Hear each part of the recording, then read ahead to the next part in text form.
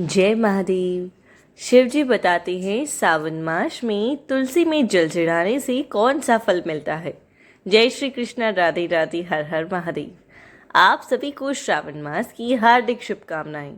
सावन का महीना बहुत ही पवित्र होता है और इस महीने में भगवान शंकर की पूजा होती है। कहते हैं कि श्रावण माह में शिव पुराण की कथाएं सुननी चाहिए। सावन मास में मुख्य रूप से तुलसी माता का पूजन किया जाता है। हिंदू धर्म में तुलसी के पौधे को बहुत ही पवित्र माना जाता है। तुलसी के पौधे में भगवान श्री हरि विष्णु और माता लक्ष्मी का वास होता है। यदि कोई भी भक्त कभी भी भगवान विष्णु को भोग लगाता है तो भगवान विष्णु तुलसी पत्र के बिना किसी भी प्रकार का भोग स्वीकार ही नहीं करते। तुलसी को भगवान की श्री हरि विष्णु की अर्धांगिनी भी कहा जाता है। इसीलिए तो जो मनुष्य सावन मास में तुलसी की पूजा करता है वह कभी भी गरीब नहीं रहता।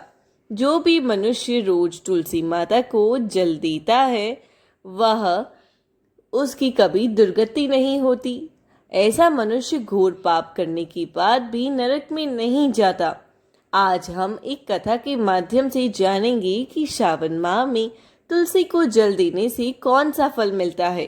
एक समय की बात है, भगवान भोलेनाथ जी के पास माता पार्वती जी आती हैं और कहती हैं, हे स्वामी, आप तो तीनों लोकों के स्वामी हैं।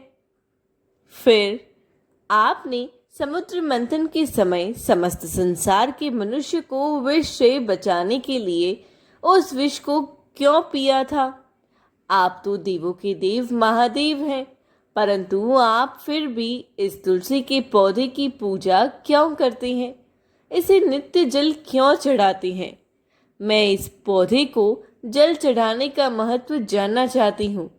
माता पार्वती की बात सुनने के बाद भगवान भोलेनाथ बोले कि हे देवी पार्वती, माता तुलसी स्वयं माँ लक्ष्मी का ही रूप है। माता लक्ष्मी धन की देवी है और उनकी नित्य पूजा करने के करोड़ों फायदे हैं जो मनुष्य को पता नहीं होते। तुलसी के पौधे पर जल चढ़ाने मात्र से मनुष्य के करोड़ों पाप नष्ट हो जाते हैं। हे देवी पार्वती, तुलसी का महत्व तो बहुत है, परंतु इसका खास महत्व सावन माह में होता है। आज मैं आपको तुलसी पर जल चढ़ाने का महत्व समझाने से पहले एक कहानी सुनाना चाहता हूँ। इस कथा के माध्यम से तुम्हें तुम्हारी सारी प्रश्नों के उत्तर मिल जाएंगी। इसीलिए तुम इस कथा को ध्यान से सुनना, क्योंकि इस कथा को सुनने मात्र से ही समस्त पाप नष्ट हो जाते हैं। अब माता पार्वती कहती है, हे प्रभु, मैं इस कथा को अवश्य सुनना चाहती हूँ। कृपया आप मुझे वह कथा सुनाइए। तब भगवान माता पार्वती को तुलसी को जल चढ़ाने के पीछे का इतिहास बताते हैं। एक प्राचीन इतिहास छुपा है जो बहुत ही उत्तम और पुण्य फल देने वाला है। हे देवी पार्वती, पूर्व काल की बात है। देवपुरी में दिवाकर नाम का एक ब्राह्मण रहता था।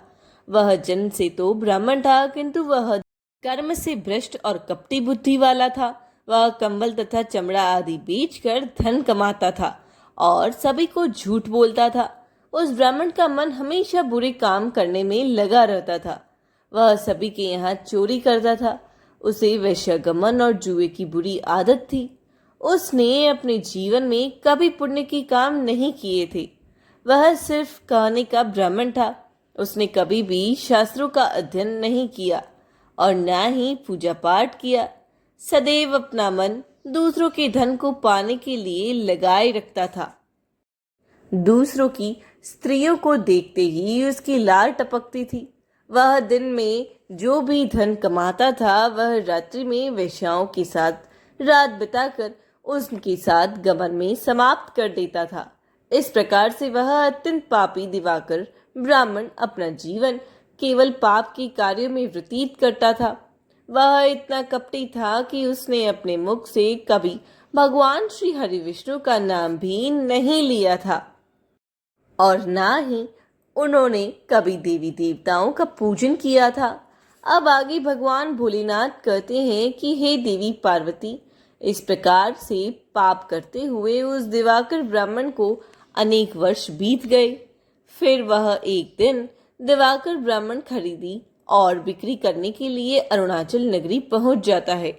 अब उस नगर के पास नर्मदा नदी बहती थी और वह नदी बहुत ही पावन थी, इसलिए वहां स्नान करने के लिए दूर दूर से लोग आते थे।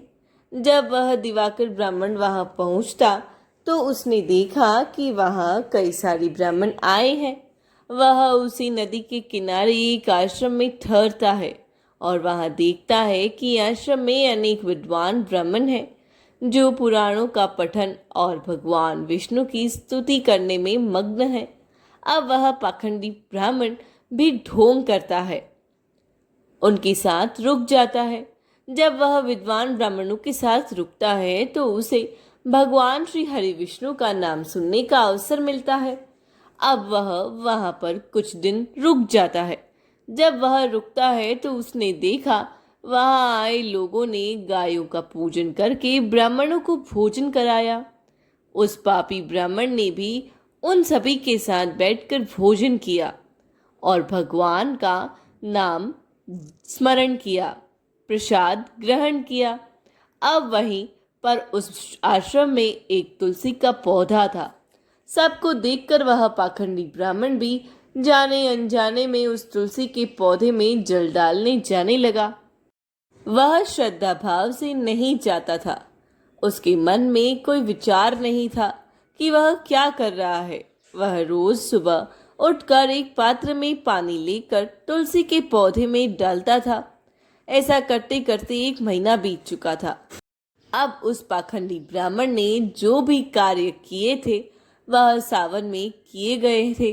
क्योंकि वह पाखंडी था, उसे पता नहीं था कि सावन का महीना चल रहा है।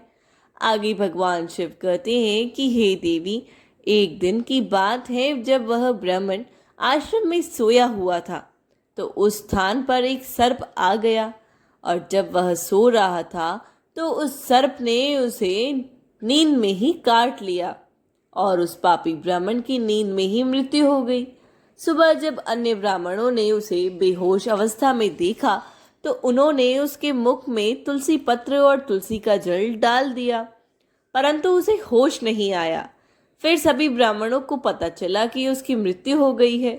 उस पापी ब्राह्मण की मृत्यु के बाद उसकी आत्मा को लेने के लिए उस स्थान पर यम के दूत आए और उसे पकड़कर यमलोक ले जाने लगे। जब यम के दूत रास्ते में उसे ले जा रहे थे तब वह पापी ब्राह्मण विलाप करने लगा और यमदूतों से कहने लगा, हे यमदूत, मुझे आप कहाँ ले जा रहे हो? मेरी मृत्यु किस कारण से हुई है और मैंने कौन सा पाप किया है? तब यमदूतों ने कहा, अरे पापी दुष्ट ब्राह्मण, तूने जन्म से लेकर मृत्यु तक पाप ही पाप किए हैं। तेरे पापों के कारण ही जब तू सो रहा था तभी एक काले सर्प ने तुझे काट लिया और तेरी मृत्यु हो गई। अब हम तुझे यमलोक लेकर जा रहे हैं। वहां यमराज तेरे पाप कर्मों का लेखा जोखा देखेंगे और निश्चित ही तुझे नरक में डालेंगे। उन यमदूतों की बात सुनकर वह ब्राह्मण जोर जोर से विलाप करने लगा और क्षमा याचना करने लगा, किंतु यम के दूतों को उस पर जरा भी दया नहीं आई। वे मृत्यु के देवता की आज्ञा का पालन कर रहे थे और उसे पीटते हुए यमलोक लेकर गए। जब यम के दूत उस ब्राह्मण को लेकर यमराज के पास पहुंचे तो चित्रगुप्त ने उस ब्राह्मण के जन्म से लेकर मृत्यु तक के कर्मों का लेखा जोखा निकाला और यमराज से कहने लगे, हे यमराज, हे महाराज, इस ब्राह्मण ने तो बचपन से लेकर अब तक सिर्फ पाप ही पाप किए हैं। इसने कोई पुण्य का काम नहीं किया, यह तो महापापी है। तब यमराज बोले, अरे इसे तुरंत ही मेरी नजरों से दूर किया जाए और इसे नरक में डाल दिया जाए। अब यमराज जी उस दूत से कहते हैं, हे दूत, जीवन भर पाप करने वाले इस दुष्ट ब्राह्मण को उठाकर ले जाओ और इसे कुंभीपाक नरक में डाल दो।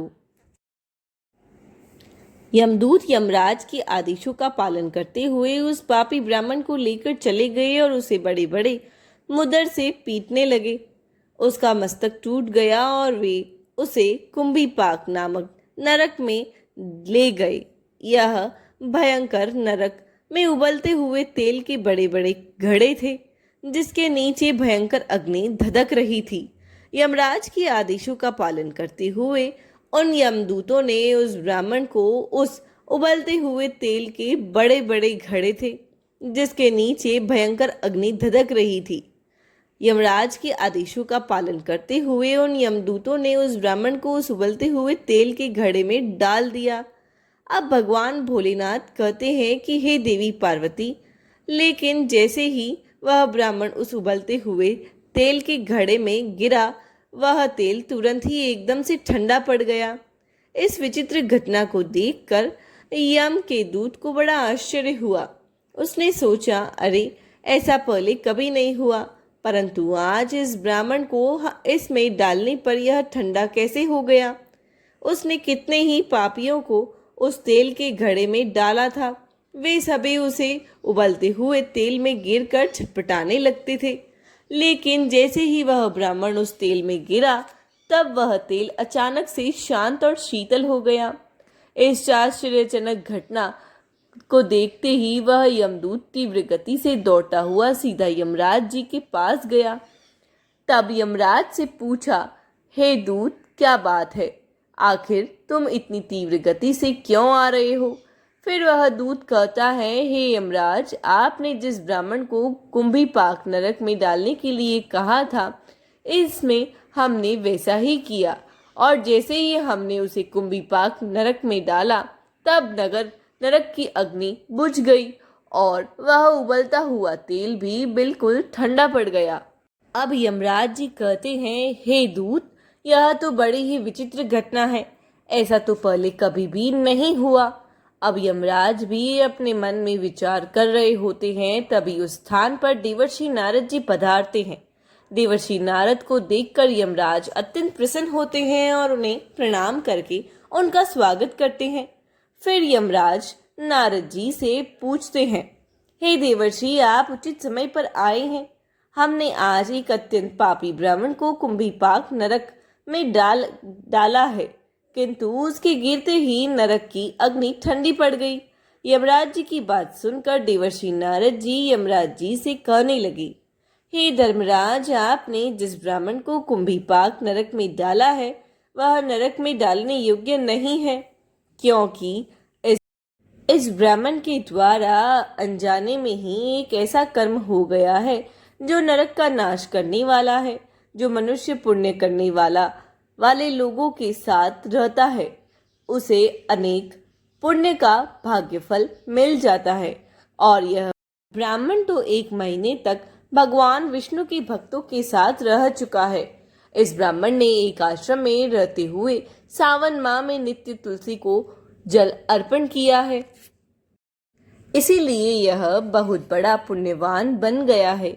इसके समस्त पाप नष्ट हो गए हैं और यह ब्राह्मण अब स्वर्ग लोक जाने का अधिकारी बन गया है। इस ब्राह्मण ने अनजाने में ही इतना पुण्य कमाया है जो जन्म जन्मांतर में मनुष्य को प्राप्त नहीं होता, इसीलिए आप इसे नरक में ना डालें। इस ब्राह्मण के पापों के लिए इसे केवल इतना दंड दें कि उसे नरक लोक का दर्शन कराएं। आगे भोलेनाथ कहते हैं कि हे देवी पार्वती, देवर्षि नारद जी की बात सुनकर यमराज अत्यंत प्रसन्न होते हैं और उस ब्राह्मण को कुंभीपाक नरक से निकाल कर लाते हैं और अपने दूतों से कहते हैं, हे दूत, इस ब्राह्मण महात्मा को ले जाओ और संपूर्ण नरक का दर्शन कराओ। अब यमराज की बात सुनकर यम के दूत उस ब्राह्मण को ले जाते हैं और संपूर्ण नरक का दर्शन कराते हैं और फिर से यमलोक ले जाते हैं और वह ब्राह्मण एक यक्ष बन जाता है। अब भगवान भोलेनाथ कहते हैं कि हे देवी पार्वती, जैसे मुझे कैलाश पर्वत प्रिय है, वैसे ही जो मनुष्य नित्य तुलसी की पूजा करता है और तुलसी को जल देता है, वह मुझे सबसे अधिक प्रिय है। उस मनुष्य की कभी दुर्गति नहीं होती और वह कभी नरक में नहीं जाता। जिन घरों में तुलसी का पौधा सदैव हरा भरा रहता है, उस घर में सुख शांति और समृद्धि बनी रहती है। भगवान विष्णु की पूजा में और उन्हें चढ़ाई जाने वाले भोग में तुलसी के पत्र अवश्य होने चाहिए, क्योंकि तुलसी पत्र के बिना भगवान विष्णु किसी भी प्रकार का भोग स्वीकार नहीं करते। इसीलिए प्रत्येक घर में तुलसी का पौधा अवश्य होना ही चाहिए। अगर आपके घर में तुलसी है तो सुख शांति और समृद्धि के लिए तुलसी को चुनरी अवश्य चढ़ानी चाहिए। हमेशा ध्यान रहे कि तुलसी का पौधा चुनरी के बिना अधूरा होता है। तुलसी केवल एक पौधा नहीं बल्कि एक देवी है। वह त्रिलोकी के स्वामी भगवान विष्णु की पत्नी है। इसीलिए तुलसी को चुनरी अवश्य चढ़ाना चाहिए। इससे पति पत्नी में प्रेम और घर में सुख शांति बढ़ती है। घर की औरतें सदा सुहागिन और सौभाग्यशाली रहती हैं। तुलसी का विवाह भी अवश्य करना चाहिए। इससे मनुष्य के सभी दुखों का अंत होता है और सांसारिक जीवन सुखमय बीतता है।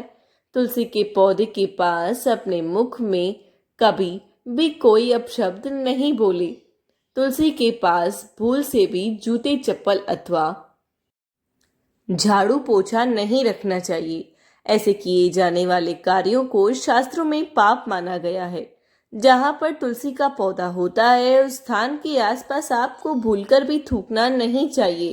तुलसी के पास जल से भरा हुआ पात्र भी नहीं रखना चाहिए। तुलसी के पौधे के पास दीपक जलाने के बाद दीपक को वहां से हटा देना चाहिए, क्योंकि तुलसी के नीचे बुझा हुआ दीपक नहीं रखना चाहिए। जिस स्थान पर भी तुलसी का पौधा होता है, उस स्थान को हमेशा स्वच्छ रखना चाहिए। इसीलिए नियमित रूप से तुलसी के पौधे के पास साफ सफाई का ध्यान रखें। तुलसी के पौधे में शिवलिंग और गणेश जी की प्रतिमा नहीं रखनी चाहिए। साथ ही तुलसी के गमले में अन्य किसी भी प्रकार का पौधा भी लगाना अशुभ माना जाता है। तुलसी के पौधे के पास कपड़े भी नहीं सुखाने चाहिए, अन्यथा कपड़ों से गंदा पानी तुलसी के पौधे पर गिर सकता है। ध्यान रहे कि तुलसी के पौधे को नाखून से नहीं तोड़ना चाहिए, इससे तुलसी का अपमान होता है। यदि तुलसी के पत्ते सूख कर गिर जाते हैं तो उन्हें कचरे में नहीं फेंकना चाहिए। उन पत्तों को आप तुलसी की मिट्टी में ही डाल देना चाहिए। रविवार और एकादशी के दिन तुलसी के पत्ते नहीं तोड़ने चाहिए और ना ही रविवार को तुलसी को जल चढ़ाना चाहिए। बाकी अन्य दिन नित्य बिना चूके तुलसी को सुबह जल देना चाहिए और शाम के समय एक दीपक जलाना चाहिए।